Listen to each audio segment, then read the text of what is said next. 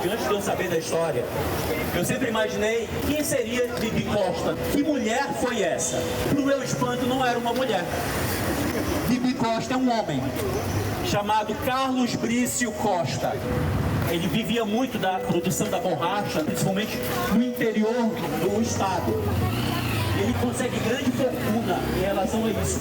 Ele tinha grande influência política. Consequência disso é que ele constrói esse palácio para poder receber o então presidente da República que estava vindo para cá, o Afonso Pena, que veio para a inauguração da estação de bonde elétrica que ficava bem aqui ao lado. Ele foi construído por um grande engenheiro da época também, o Francisco Bolonha, da qual a gente vai ter a oportunidade de adentrar na residência. E o Francisco Bolonha também utiliza a mesma premissa que ele utiliza para a sua residência, que é trazer da Europa todos os catálogos que ele teve acesso quando ele foi estudar lá, de todos os materiais que estavam disponíveis na época. Observem também essa construção que imita como se fossem pequenos tijolinhos, mas esses tijolos eles não foram colocados, eles foram feitos para representar exatamente esse tipo de construção. Eu já vou falar um pouco sobre esse construtor. De fato, era um engenheiro paraense. Muitas pessoas pensam que ele é italiano, porque o sobrenome dele é Bolonha. Estuda no Rio de Janeiro. E aí vem pra cá e vai ser assim, tipo um braço direito do grande intendente Antônio Lemos. E vai ter acesso aos catálogos, esses catálogos de cristais, de azulejos, de ferro, tudo isso ele tinha acesso e ele podia encomendar. Vocês vão notar nesses palacetes, que é uma coisa que eu chamo muita atenção sempre dos alunos de arquitetura, que cada um tem um estilo diferente, porque de fato os autores deles, eles disputavam estilos diferentes. Esse é um estilo eclético, mas vocês vão ver que apesar de ser o mesmo construtor, o palacete que nós vamos chegar, que é o Palacete Bolonha, é completamente diferente o tipo de estilo que ele vai encontrar. A única coisa que a gente vai encontrar é que ele usa as mesmas esquadrias, as esquadrias de madeira, com lá em cima, com o nome, sempre com o monograma da família. Vocês estão vendo as iniciais do Carlos Brício. No Bolonha vocês vão achar também.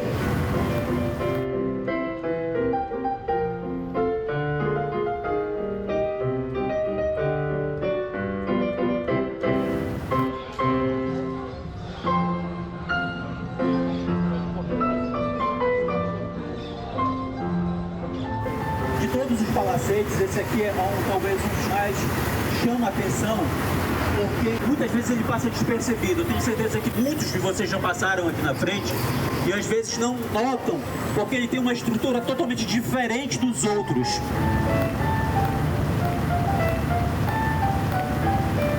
Esse palacete foi construído um pouco mais tardio comparado com os outros, na segunda década do século XX, em 1925.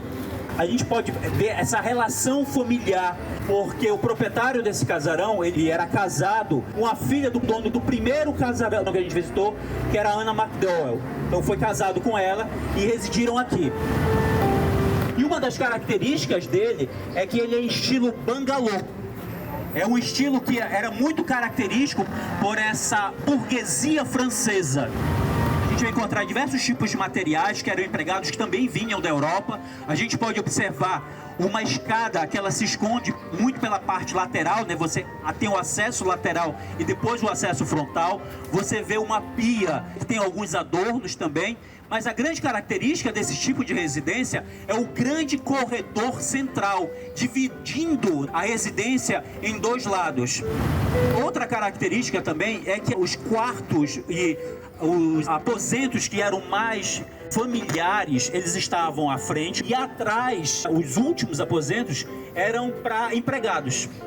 E a gente pode ver, quando esse palacete foi construído, uma grande riqueza de materiais, e que infelizmente isso foi se extinguindo com o tempo, principalmente pelos diversos usos que esse palacete já teve. Hoje em dia, esse palacete ele não é residencial e ele serve como escritório da ONU aqui em Belém. E outra característica também é o piso dele. O piso desse palacete é uma beleza. Ele é todo em acapu e pau amarelo, desenhos belíssimos. E as paredes dele também são todas pintadas, pinturas de flores, de aves. Eu já estive aí várias vezes. Muito interessante da gente perceber também quantos artistas aqui na cidade eram necessários. Por quê? Tudo isso era feito aqui. Os estuques, apesar dos estucadores serem da sua maioria portugueses, mas eles tinham que estar aqui, porque tinha que ser feito no local. As pinturas das paredes também. Os azulejos não, os azulejos vinham de fora. As madeiras também, são tudo acapu e pau amarelo, madeira da Amazônia. Agora a gente vai aqui para a esquina.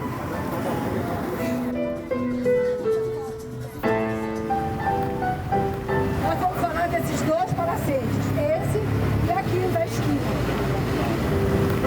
Por muito tempo, esse espaço que a gente está se chamava Largo da Memória. E aqui nesse palacete, que se chama Pedro Guzmão, nós não temos a exatidão de quando ele foi construído, mas possivelmente seja nessa transição do século XIX para o século XX. Gilderico Fernandes foi quem construiu, e a informação que nós temos é que em 1910 esse prédio é vendido para Pedro Guzmão, da qual vem residir aqui com a sua família. Então a gente vai observar essa parte da frente aqui, ele todo um trabalho de azulejos importados, também essa questão de tipos de materiais que eram utilizados, tanto no piso como ladrilhos, como mosaicos, as janelas, também já foram bem alteradas em relação à sua construção inicial. Mais ou menos em 1920, 1930, ele passa por uma reforma nessa parte lateral, também por um grande engenheiro, o arquiteto, o José Cidrim, da qual é colocado esse belvedere, essa torre que a gente pode observar, que é uma torre de contemplação, que ajuda com que as pessoas, principalmente com quem reside, possa ver as pessoas que estão passando e principalmente serem vistas. A gente vai observar isso muito no Palacete Bolonha quando a gente chegar lá. A partir de 1950, esse palacete ele recebe uma outra finalidade, que ele vai ser a sede de um grande restaurante francês aqui da nossa cidade, com a especialidade de uma comida francesa. Esse restaurante chamava Madame Garret. E ele era, assim, aquilo que se conhecia de mais maravilhoso da culinária francesa na Amazônia. Nos jornais, a gente vê os cardápios que eram fantásticos desse primeiro hotel e também esse restaurante que ficou aqui de 40 até o início da década de 70.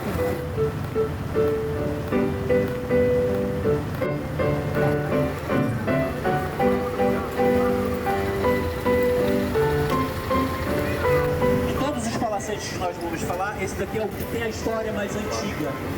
Esse palacete a gente ainda vai falar sobre o período imperial. Primeiro a gente tem que entender que aqui na antiga estrada de Nazaré, o tipo de residência era muito diferente do que nós temos hoje. Eram as residências chamadas de rocinhas. Elas se encontravam ao longo de toda a estrada de Nazaré e aqui também. A construção dele, a gente também não tem uma certeza absoluta, mas ele pertenceu ao Barão do Guamá. A partir que o Barão do Guamá começa a residir aqui, ele faz uma grande reforma nessa rocinha, transformando esse palacete no estilo neoclássico. A gente vai perceber algumas características que ele apresenta um frontão triangular. Outra característica são essas colunas. A gente vai observar também a riqueza de detalhes, os gradis, alguns postes de iluminação também em bronze, provavelmente vindo da Europa. Uma outra característica que era muito peculiar para a época, quando era possível, a presença de jardins. E, infelizmente, pelo grande uso de vários órgãos públicos, por mais desses 150 anos, muito do original da parte interna se perdeu. Desenhos que existiam nas paredes, a parte de madeira. Outra característica também desse mesmo espaço é que o bondinho ele vai passar aqui pela frente. Nesse período, Belém já tinha bondes elétricos, chegando até o espaço onde as pessoas poderiam pegar da ferrovia Belém-Bragança. E esses palacetes, eles vão ficar certamente também para se exibir, porque era exatamente o espaço de maior circulação na cidade, era por onde passava o bonde.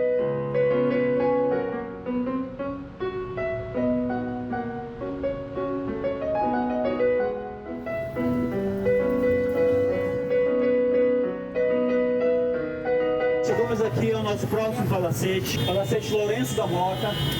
Um palacete também com características únicas. A gente pode observar que ele tem uma entrada, a antiga estrada de Nazaré, hoje Avenida Nazaré, mas ele se prolonga em toda a Rui Barbosa.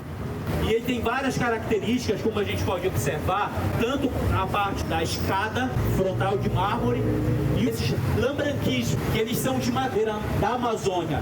Essa mesma estrutura a gente vai observar, por exemplo, em outros palacetes com características meio que árabes e feitos em estuque. Aqui, esses lambranquis são utilizados para imitar estuques ou com outro tipo de material. Atualmente, esse palacete está aberto para visitação porque funciona aqui um museu do judiciário. Palacete Lourenço da Mota ou Lobato Miranda, ele seguia o Museu Judiciário Estadual desde dezembro de 2022. O Museu Judiciário ele existe desde os anos 70, mas se transferiu para essa casa, que é o prédio próprio atualmente do Tribunal de Justiça, em 2022. Temos algumas disposições temporárias, temos vestimentas que eram usadas pelos magistrados, né? Inclusive vários modelos de togas.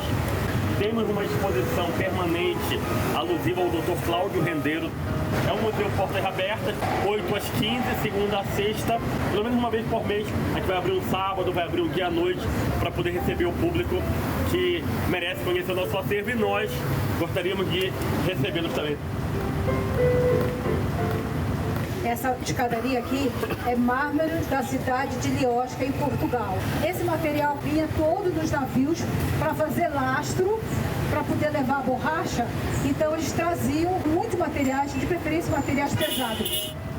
Presta atenção, essa calçada, ela é toda de mármore de Liosca. Então esse mármore que nós vamos encontrar no Centro Histórico de Belém, é um luxo ter calçadas com mármore de Liosca. Agora nós vamos para outra esquina.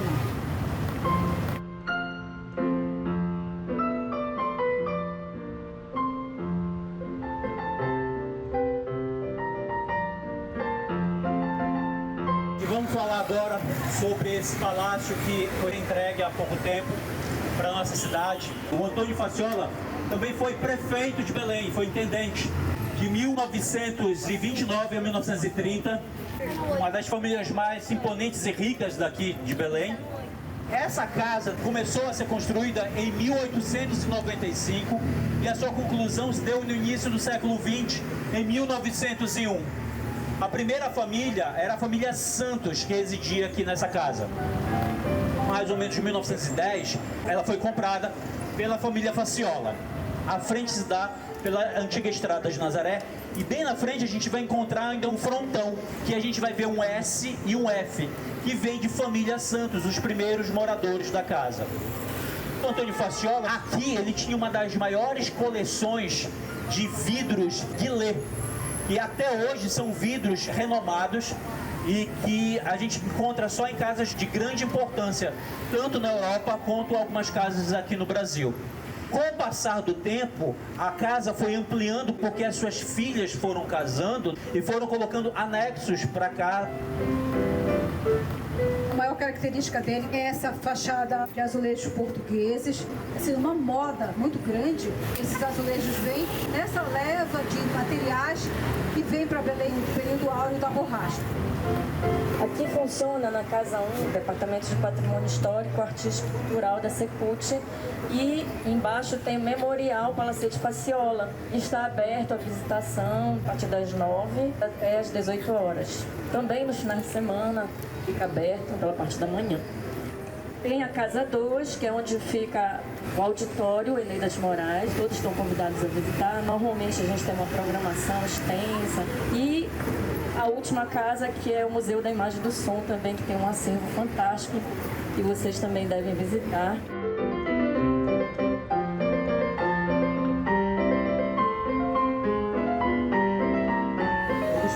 agora sobre o palacete Guilherme Paiva. De todos os outros palacetes nas quais nós passamos, esse palacete é o único que até hoje ainda continua com a sua originalidade de ser residência. Foi construído aproximadamente em 1926 pela família Guilherme Paiva, pelo José Cidrim, esse grande arquiteto e engenheiro de grandes obras aqui na nossa região. E uma das características, primeiro, é esse belvedere. Ele já é construído como uma espécie de estacionamento para receber carros, e ele também tem esses 3 andares.